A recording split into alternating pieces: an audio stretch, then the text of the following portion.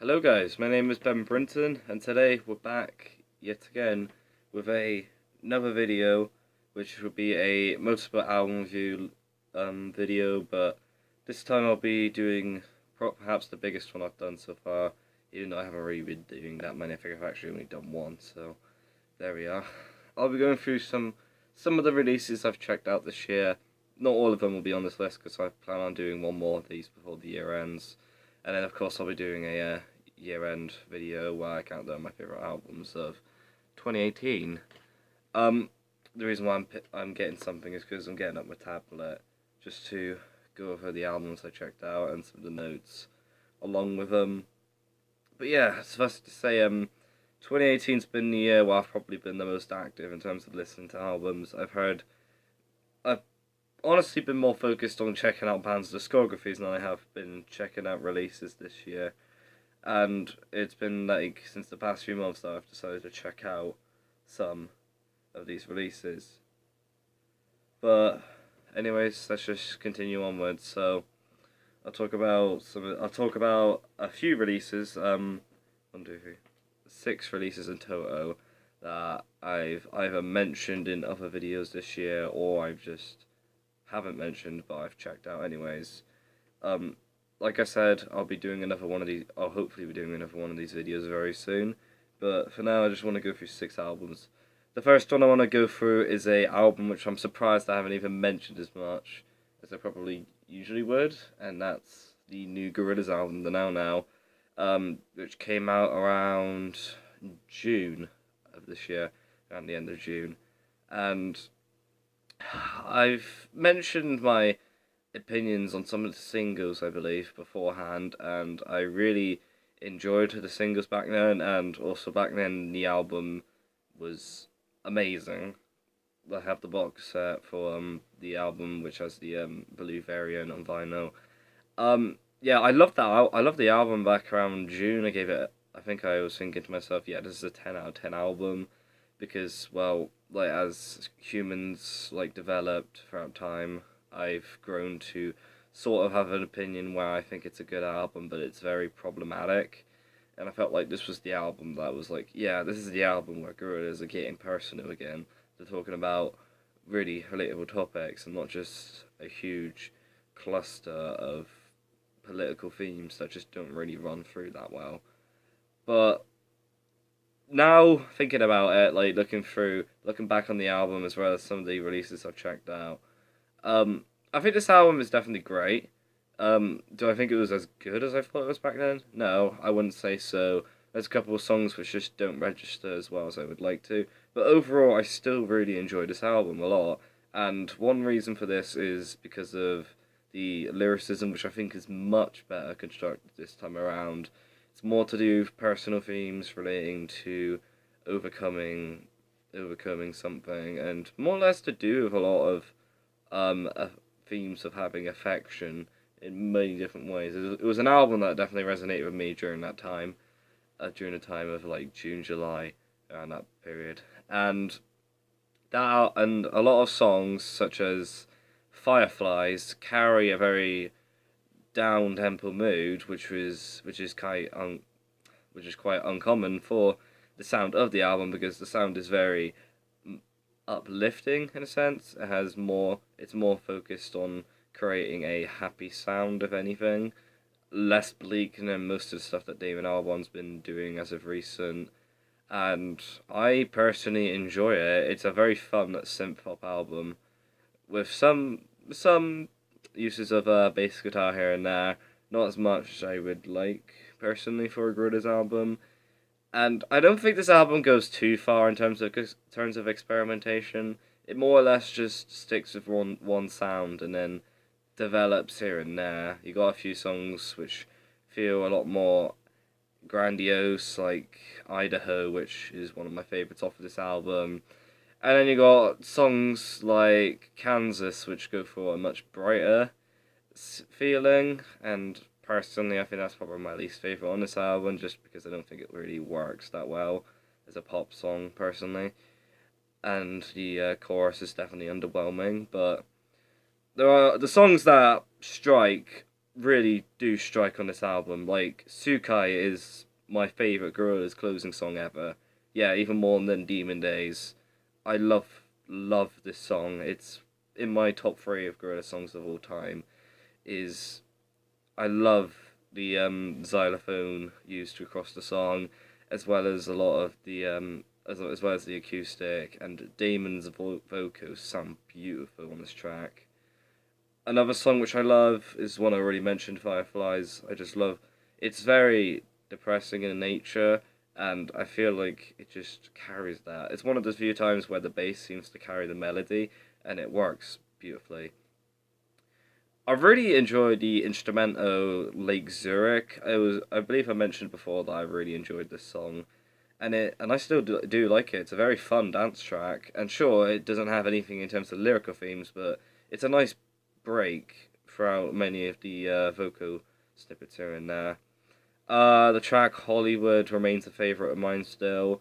Snoop Dogg's verse is great. Um, what was the Dreaming Principle, I think it was. Yeah, he had a very menacing approach to the track as well. It was just something fun about the way he delivers his vocals on that track. Definitely better than Sex Murder Party, I'll say that.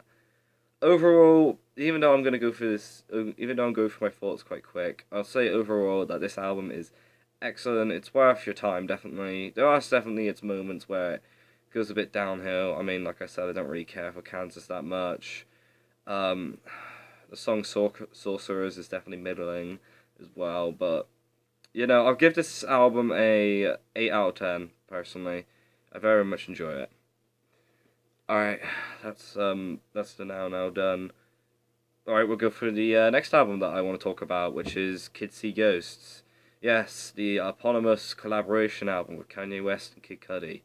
Now it's bound to be that my opinion's going to be controversial, just because anything to do with Kanye that you address is always going to get some sort of backlash. Even if you love his albums or you hate his albums, you're still going to get some sort of clash here and there with the fans. But for me, in terms of my opinion on Kanye West's music, I enjoy it a lot. I mean, I can't quite say he's my favorite rapper personally, and he has his albums which I just do not enjoy at all, especially some of his 2010 stuff. But I love albums. I mean, I'm quite an odd person when it comes to Kanye's albums because I really like the stuff like Graduation and especially 808s and Heartbreaks, and I'm not usually a fan of Autotune, and I love that album. Yeah, those are probably my two favourite ones, even though I'm probably the oddest person on the planet for saying that, seeing as those two albums are usually not the fan favourites, shall we say. They're not The College Dropout or My Beautiful Dark Twisted Fantasy, let's just say that. But yeah, and also it should be mentioned with Kid Cudi, how he is definitely a polarising figure to say the least. I give him more credit than most people do. I enjoy his A Kid Named Cudi mixtape. Man on the Moon 1 and 2 are great albums. I even defend Indicud. I mean, I don't love it, but I still defend it. I'm not going to say that he's a great musician. I mean, Satellite Fight was boring. Passion, Pain and Demon Slaying was just not good at all. And the less we mentioned about Speed and Bullet to Heaven, the better my day will be. Let's just say that. But anyways, Kids See Ghosts was an album that I wasn't initially going to listen to, but I thought, well, I didn't have that much to listen to that day, so I thought, why not give it a try? It was only 7 songs long, about 22 minutes. And the listen is definitely a good album. I'm not going to say it's great.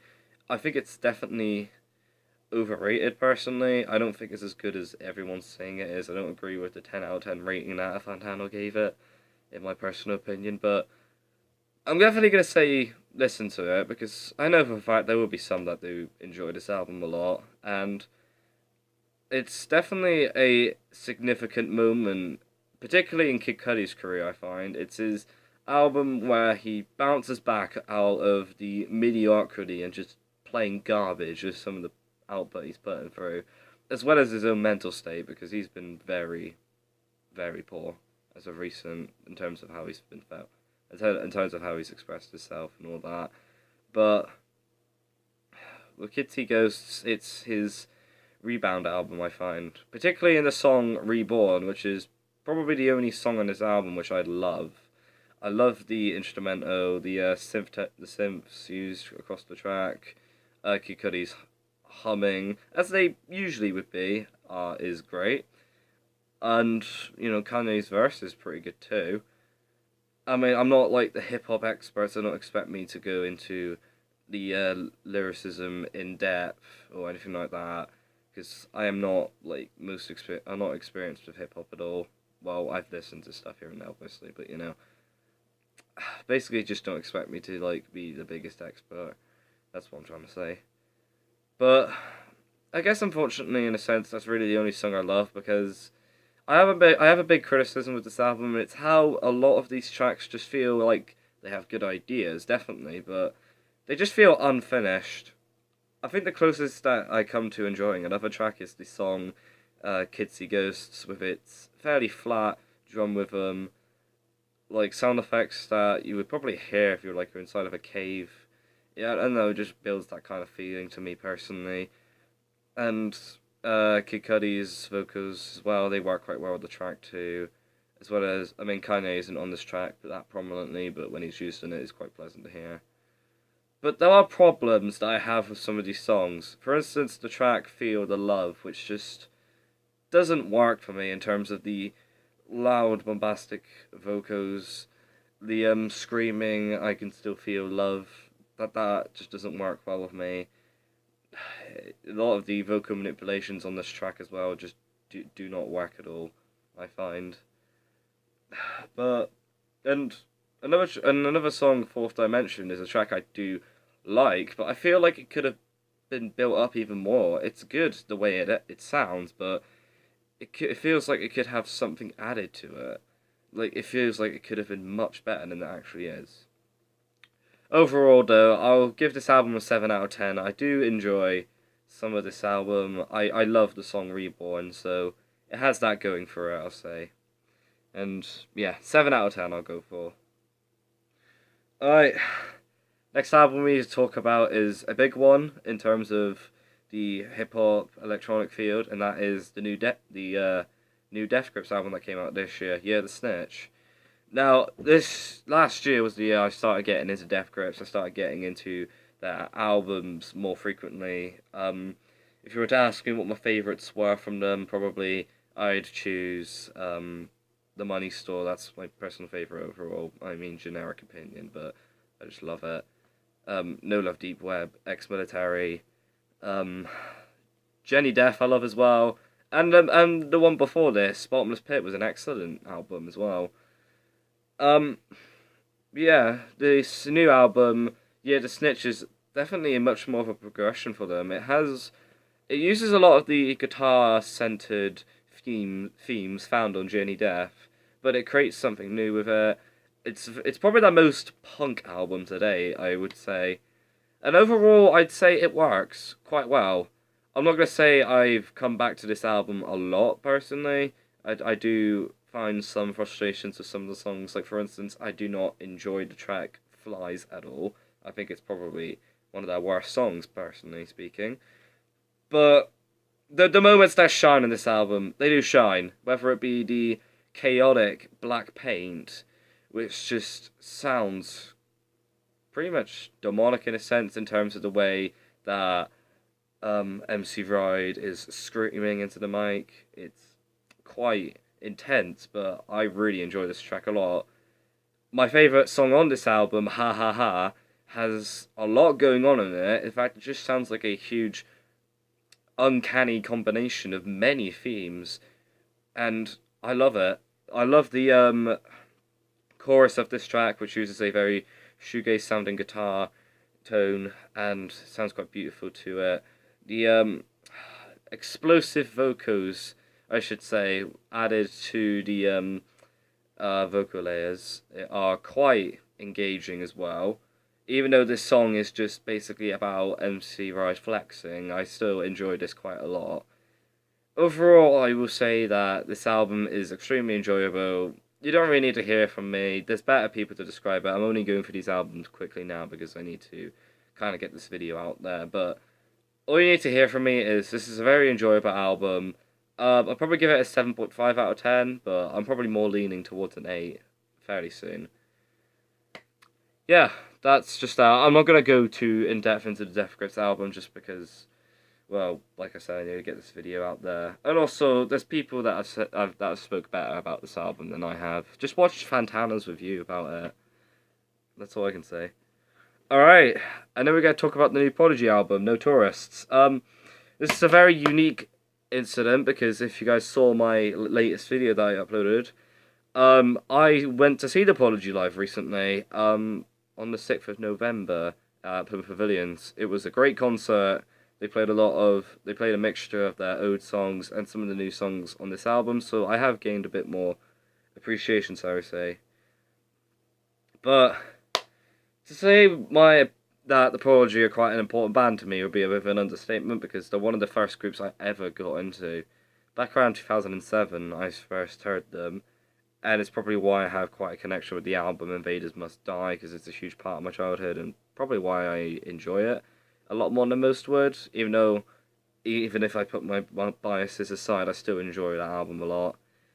But this album here seems to have a blend of the more guitar-driven tracks found in the modern Prodigy album, and then some of the older songs. In fact, it feels like it feels like a mashup of Invaders Must Die and Experience because of the chipmunk vocals utilised. I will say, however, that I don't think it really works that well personally. Even though these songs sound great live, and trust me, I'm speaking as someone who actually saw them live recently. Some of these tracks just have some, let's just face it, really terrible production. It sounds really muffled.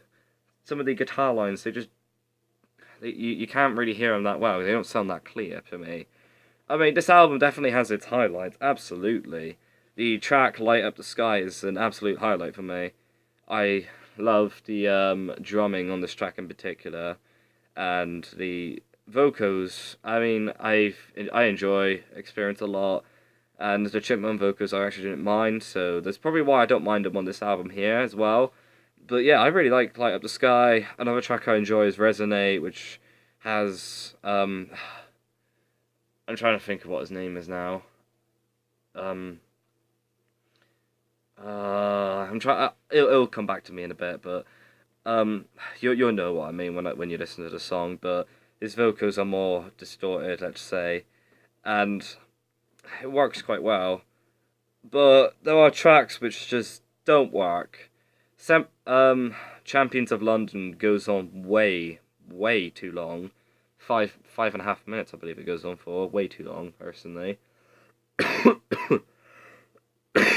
Apologies for that. But continuing onwards, there's one song which I think is probably one of the worst songs they've ever made. In fact, it's probably in the top 10 worst songs. Boom Boom Tap is a dreadful song, I find. It's instrumentally uninteresting. The sample makes me want to cringe every time I hear it. Essentially saying boom boom tap over and over again, and then proceeding to basically say the F word to the listener. And, it could work, but in this instance, it just sounds like absolute cringe, I find.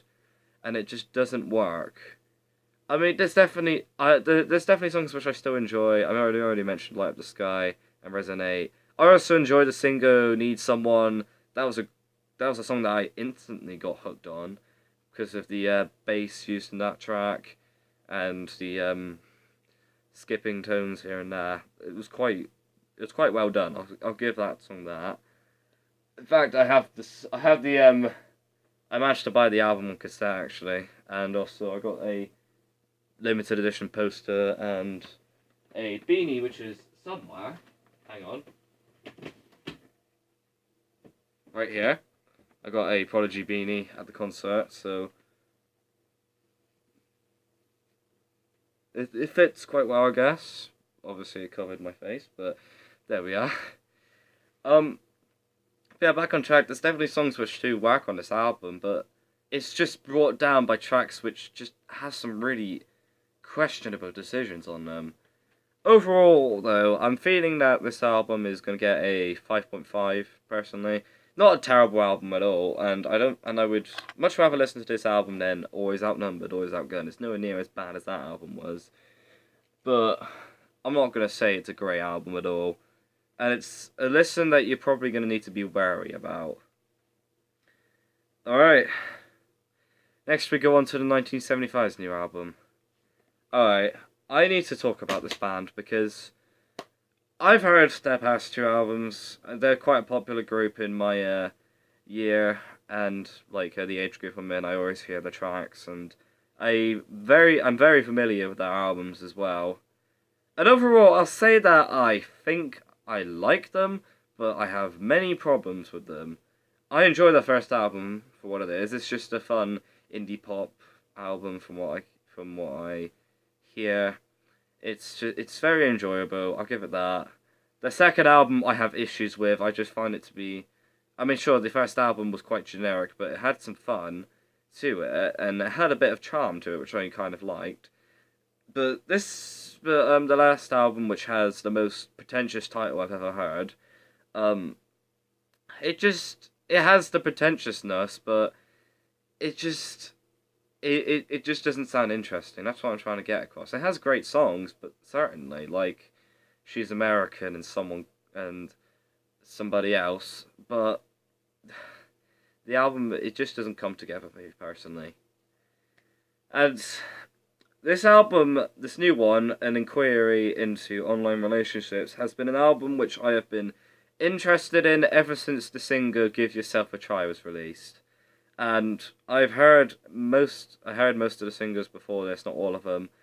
And then I decided, you know what, screw it, I'm going to listen to this new album because I feel like it'll be an interesting discussion. Especially hearing that some of the companies like Pitchfork and that are calling it one of the best albums of this year. I thought I'd give it a listen. Let's just say I don't agree with the popular mindset. I think this album's bad. Like, pretty bad. Not terrible. Not at all. There's good songs on here, but oh my god. This was a frustrating listen. A lot of aspects on this album pissed me off, frankly. And I need to get into it. Now, I like the lyricism the most in this album. I think that's probably the best thing about it. For the most part, the songs on here which do not work, but some of the lyricism I do enjoy. A particular the track called Sincerity is Scary, I think is definitely the best song on this album. It's probably the only song on this album that I outright love. I really enjoy the horns that they use throughout this track. The unconventional drumming is quite nice too. The sincere vocals of Matt Healy, no pun intended, work well with this instrumental as well. Overall, I enjoy this track, as I do with It's Not Living If It's Not With You, which is quite a nice, fun 80s pop track, which wouldn't have been out of place on their last album, I find. I also enjoy the closer.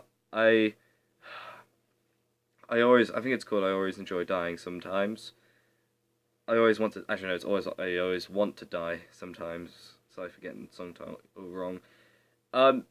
Quite a nice throwback to Britpop, I'll give it that. I really enjoy, again, I like the vocals on this track too. And the guitar is pretty good as well. That's about it with like the songs I come back to though. Well, I occasionally come back to Give Yourself a Try, but that track undeniably steals the guitar riff from Joy Division's Disorder. Like, it's blatantly stolen. But that's about it with songs I come back to. This album is frustrating and has songs which I think are some of the worst in this decade. Let's get onto it though. So, the first track I want to rant about is The Man Who Married a Robot. And the Siri addition to this track, it could have worked, but it sounds garbage, frankly. The message behind this song as well could have worked too. Like, about a person basically falling in love with the internet and their love basically equals into their demise. But unfortunately, this track is just sorry, but the wordplay used is terrible. Like, I don't really show that much empathy for a username like Snowflake Smasher 69. No thanks. I don't really have that much emotional resonance with something like that. And honestly, it just come across as quite silly, I find. It could have been done well, but this track just does not work. OK Computer, this album is not. Let's just put that out of the way. The track Two Time has been a oddity for me, because first time I heard it, I was disgusted.